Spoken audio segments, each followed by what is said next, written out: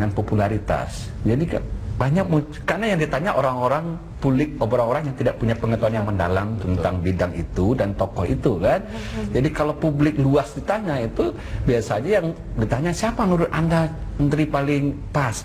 Biasanya yang tampil-tampil di publik. Jadi ada orang-orang yang populer itu cenderung lebih di endorse kan. Padahal mencari menteri itu yang paling penting itu kan kualitas sebenarnya.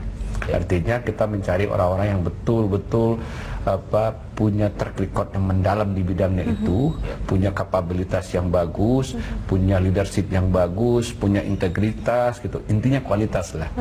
Dan di bidangnya. Nah, yang tahu di bidangnya itu adalah komunitasnya.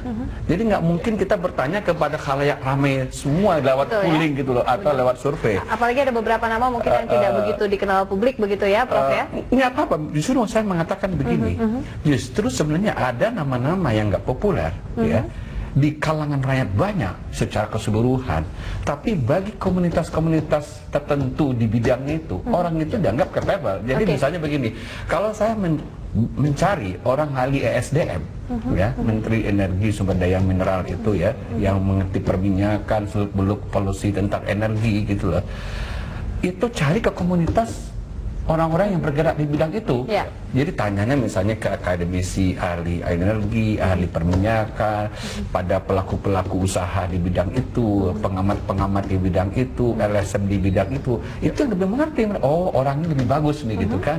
Kalau tanya ke misalnya ke masyarakat luas gitu ya, apalagi pollingnya di TV gitu ya, atau di internet gitu ya, di mana aja setiap orang bisa ngisi gitu kan ya.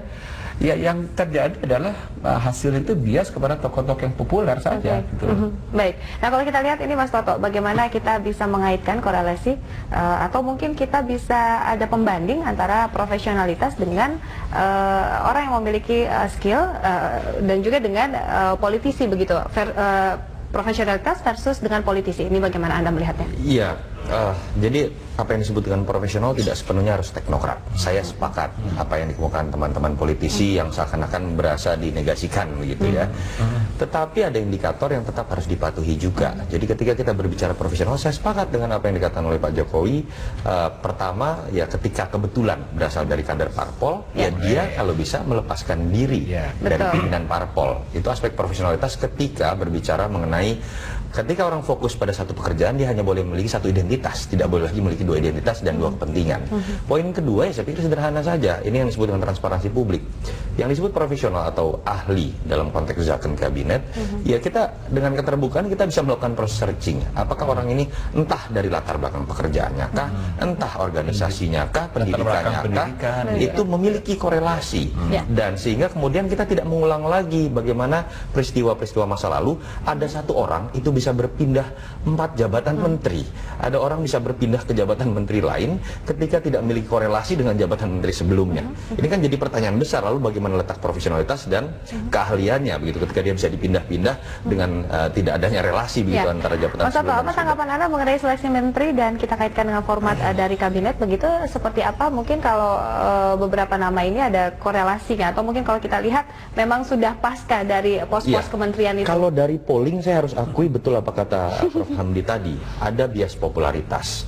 Saya lebih berharap sebetulnya ketika berbicara penjaringan nama sebelum dilempar ke publik, itu harus dikategorikan betul-betul secara profesional. Artinya nama-nama yang boleh masuk adalah nama-nama yang memang bergerak di bidang itu.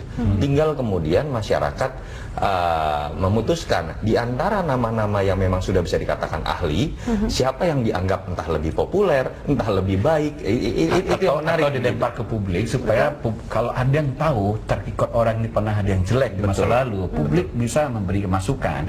Jadi kalau masalah metodologi ya untuk mencari tokoh-tokoh yang mumpuni itu, memang metodologinya harusnya yang lebih bagus itu adalah nominasi pakar. Nominasi pakar ya. Nominasi pakar atau orang-orang yang dekat dengan komunitas itu.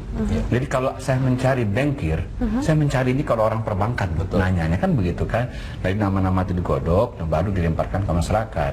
Nah kemarin itu saya lihat ada situs-situs itu kan dilempar saja secara bebas ke masyarakat, sebutkan gitu ya. Udah keluarnya yang kadang-kadang aneh-aneh.